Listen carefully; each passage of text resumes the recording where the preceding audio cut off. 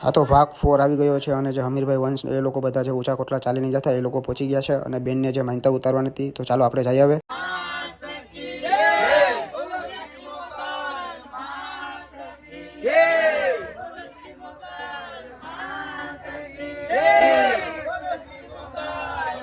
પછી બધા આવી ગયા હતા માતાજીના અંદર દર્શન કરવા, તો તમે પણ કરી દો દર્શન.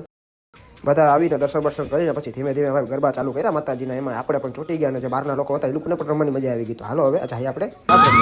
રૂડો રૂડો લાગે મોગલ આઈનો ભેળિયો,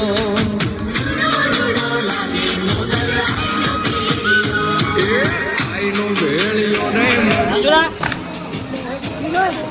આયા જરા આવી ગયા.